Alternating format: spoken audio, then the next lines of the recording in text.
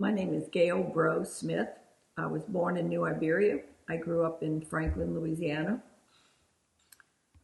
I grew up in a very Cajun Catholic society where all of our cousins lived around us. My mother's parents lived with us for 23 years. They all spoke French, said their prayers in French. At one point, my dad's parents lived next door. And so all of the cousins would get together. Every weekend was like a holiday because the cousins were usually there. Or they'd either come to our house or we'd usually play at my grandmother, Mom Breaux's house. And it was really special growing up in that environment, in that world. And most of the people spoke French when we were growing up. We didn't. I understand a lot of French, if it's Cajun French typically, but I could not hold a conversation in French. When I got married in 1976 was the first time I lived away from the Cajun environment. We lived in New Orleans, and that was I want to say a rude awakening. It's a big adjustment. A big adjustment, because in where we live, you'd go to Abdallas or one of the stores and you'd say, "Oh, c'est froid," or c'est chaud, meaning it was hot or it was cold. In New Orleans, it was sterile. I mean, nobody said that in New Orleans. And you'd walk down the street and nobody would look you in the eye and say, "How are you?" You had to train myself not to look at people in the eye when I walked down the street in New Orleans. So it was a different world, and you just had to adjust to it. So since we got married in 1976, I've mostly lived in outside of that area. New Orleans, we lived there 3 different times. We lived, when we moved to, John got transferred. He was with the oil industry. We got transferred to Tulsa, Oklahoma. It was the first time I lived north of Interstate 10. And that was a culture shock for sure, because it was very different, but it was very interesting meeting people. So, and I'm a storyteller. I like most of the genealogy that I have from my family, I inherited. A cousin had genealogy which she shared with us, and using that in a Breaux family genealogist genealogy book, I put together stories based on that and our travel. We've traveled. I've been to France 2 or 3 times, Nova Scotia, New Brunswick. We've been to Nova Scotia several times. And I love meeting the people from up there. We were talking about speaking French, and in our area of Louisiana, we were not encouraged to speak French. The people all around us spoke French, but we did not. But it's interesting to me that you can speak to people from our pocket of St. Mary Parish, Iberia Parish, Lafayette Parish, and then you talk to people from Gaydon, Karen Crow, and they speak French. They still speak French. So you find different aspects of our culture. It's just different, like people who did growing brown cotton, and they talk about their heritage growing brown cotton. That was not our heritage. We didn't. No. They made quilts and things, but they didn't spin or weave in our family. So maybe Annette can talk about her. Okay, well, I don't have as much to say. But my name is Annette Leblanc, born and raised in New Iberia, Louisiana. Gayle and I are first cousins. Her father and my mother were brother and sister. I was the 3rd to youngest grandchild out of 33 grandchildren. So my experience was a little bit different than Gayle's and the other cousins above me. They had more time with our grandparents than I did. But I still remember, as Gayle said, going to Mama and Papa's on the weekend where it was just it was second nature. Family was always there. We always had that support. We always knew there was somebody that we could play with, or back then, run outside, run in the cane fields, chase the cows, do whatever we wanted to do. But my experience was a little different, but I do agree. I remember hearing French all the time. Mm-hmm. But in my memory, it was more like, y'all go outside and play. We're going to talk. Yeah. And so, there are a few words that we picked up here and there, a couple of just quick phrases that I remember, that I know. But again, I could never have a conversation. Right. In the French. Well, there are a lot of French tables in this area, and even more now.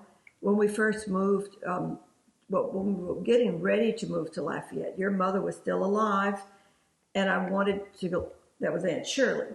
I wanted to lock myself in Aunt Shirley's house, and that was going to be French immersion. I was going to learn to speak French. I was going to make Aunt Shirley talk to me in French. And Aunt Gerd. By the time we moved here, they both died. And I was disappointed in that I didn't learn it from family. As far as Cajun family traditions, it was mostly family and food. And it was country food, country served food. Didn't necessarily have everything set out pretty, if you needed a spoon and a fork, you knew where to go get it. Nothing was haute cuisine. It was really good. And we had lots of, we had an aunt, Aunt Linez, who would make lots of candies and all different sorts of things for us to eat. So I always remember lots of homemade candies, homemade goodies, and like a spread at my Breaux house, on the table on that sideboard was sideboard on top of the freezer. No. So at my mother, we lived next door, and so there was always cakes and stuff we didn't have all year round. We might have had Coca-Cola in a bottle, which you didn't have all year round. To drink, we made Zatarain's root beer in a pot, and you dipped a cup out of the pot and put it in your glass. I mean, we're country. We're real country. And even today, I serve off the stove. I don't do anything fancy anywhere. But do you remember special Christmas traditions? Look, I don't, sadly, I don't have a whole bunch. But I'm going to say it again, being one of the younger ones, I remember all the cousins. So Aunt Hazel's kids were there, we were there, and Gert's kids were there. I guess Inez, Kathleen, Calvin, and all of them would come too. Mm-hmm. And we all had blankets on the floor in the living room. And that's where we all slept. And, and everybody was trying to be quiet because Santa Claus wasn't going to come until everybody went to sleep. And it was a huge deal. And you'd wake up, somebody would undoubtedly wake up first in the morning and then start screaming about all the presents, and then they'd hand out the presents from Santa Claus. And a lot of times, I think for us, our parents kind of worked in conjunction. Like, I'd get one part of a toy, somebody else would give the other part of a toy. So together we had a toy, But we were always together as cousins, so it didn't matter. We would always be able to play. And then, like you said, the food. But I remember every meal at my mom and papa's being the same at Christmas. You're right. Nothing really, really fancy, but just tons of it. Yeah. And you talked about Aunt Naz. She was the real baker in the family, and she continued to do that afterwards. Mm-hmm. And even after my mom and papa passed away, we would still go to Franklin and have Christmas, at Aunt Naz's house with the traditional I was talking food. About her fruitcake. Her she seasoned fruitcake with a little bit of whiskey or something. A lot. So, yeah. Anyhow, we have very fond memories of, and unfortunately, we have one daughter, and she is not raised with those, lots of family gathered around traditions. So it's, these cookbooks kind of speak to that, that traditions go on, but the families, we all lived close together. We grew up in a linear world. I'll talk about that. Franklin, uh, New Iberia, Loreauville, Lafayette. That was it. The adults would go on the back porch and the front porch, and they'd have their coffee, after we eat. And I remember in here you put you can remember them having their French conversations with, 5 or 6 different people having And talking across each other and there was no air conditioning. Okay, back then, all the open doors on the back porch. I have a story in the cookbook about the back porch, and the men sitting on the steps and sitting in chairs, and maybe one of my fond memories is Pop Breaux rolling a cigarette, and licking the paper, and rolling a cigarette and smoking a cigarette on the back porch. But no air conditioning was a key. Yeah. We were always outside, always together. Yeah. And that's the tradition. Yeah. We're just always together. Well, and something also, it depended on the weather, but my Pop Breaux had a tree in the front yard with a big swing. And that swing was a wide plank that would hold about, 5 to, but it could hold 6 or 8. It depends. And you'd swing, and I'd always want, so I could hold on to the chain on the side. Yeah. And unfortunately, no picture seems to survive of the swing. Maman's, hydrangea plants. Oh, in the front. Beautiful hydrangea. Right. Blue. She'd put nails in it to make the color. I don't know. Rust iron. Iron. Yeah. Nails. She just nails. threw nails in there. Yeah. And she had this, I call it a banana tree, but it's got elongated, and she would put some in a handkerchief and put it in her bosom. You remember that? It's called a magnolia banana. I looked it up because I want one. Because that reminds me of Mama. Yeah, absolutely. Now, I don't remember that smell from Mama, but I just remember that. I remember the smell. Remember the smell. Yeah. And somewhere we walked, and I get a frisson, a chill. Okay, and that was something that I remember. Mom Breaux and that banana magnolia. I think it's called a banana magnolia. Yeah, I think. Yeah.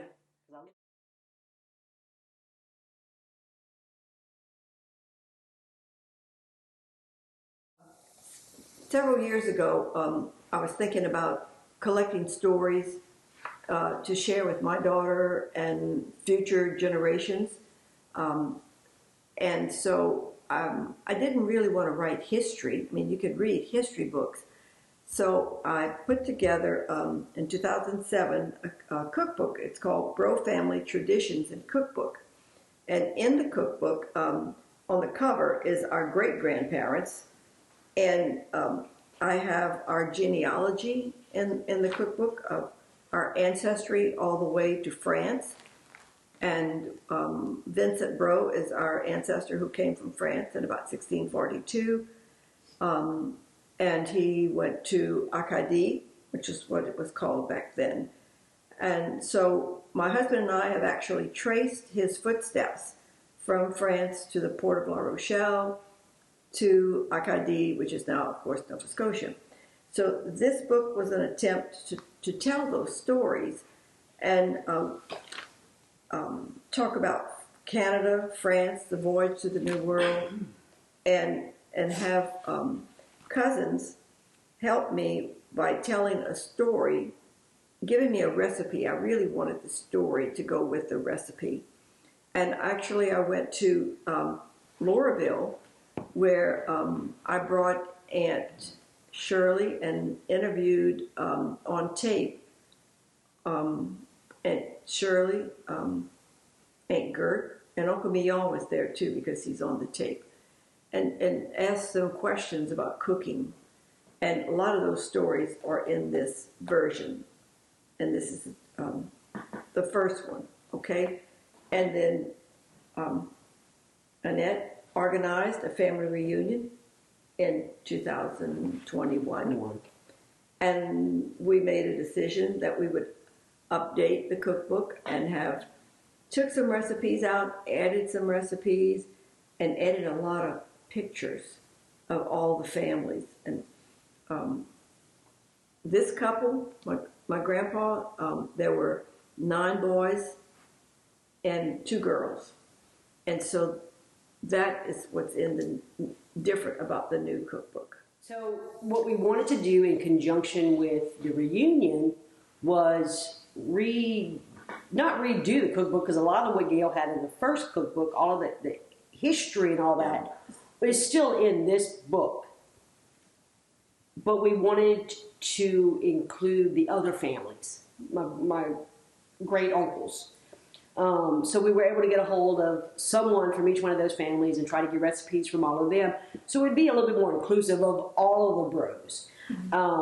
And that's what we did. We asked them to send us pictures of, it was their grandfathers at the time. So all of their grandfathers, some of their recipes that they remember being cooked at Christmas time or at Thanksgiving or on their Sunday gathering, whenever they get together as a family. And several of us, Gayle, myself, my sister, and another cousin, got together and kind of went through all the recipes, decided which ones we're going to kind of keep, which ones we're going to add. And then we basically put this second cookbook together with a few more, or some of the same stories, but a few more stories, but as Gayle said, with a lot more pictures. One of the things I really like about the new cookbook is we have a map of where our grandparents lived, the great-grandparents and grandparents, and amazingly, a lot of the brothers lived in the same area on Bayou Teche. And one of the things that we included in the back was information, miscellaneous, but it talks about the X in Breaux, and also about speaking French or not speaking French. And basically I put this in there for the future generations to have this information, because when we're gone, it's gone, and our parents are gone. So, and there are a lot of questions we would have liked to have asked them. Right. And that's, no more. So that was kind of the objective in putting these two together, and then an updated version. About 10 or 11 years ago, I became interested in an organization called Breaux du Monde, or Breaux of the World. And so as being president of that group, and this is our latest newsletter dated November 2022, I try to communicate with Breaux who send me their name and address. We have a membership fee, but you don't have to be a member in order to receive our newsletter. And it's to share information that's pertinent to our Breaux family, and to make sure people are aware of opportunities in Louisiana. And we have about 400 people on our email mailing list. We only do it by email.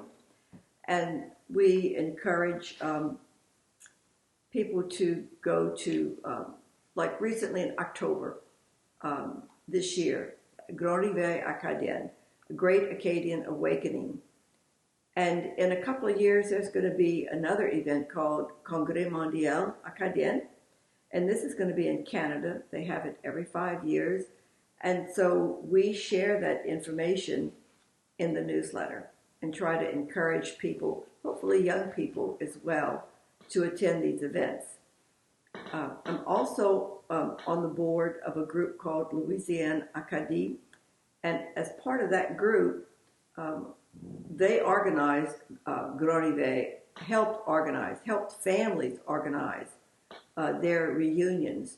We don't actually do the organization, but we will help families organize. So as part of Louisiana Acadie, that's my reason for wanting to be on that board, is to spread the word, get information out to families.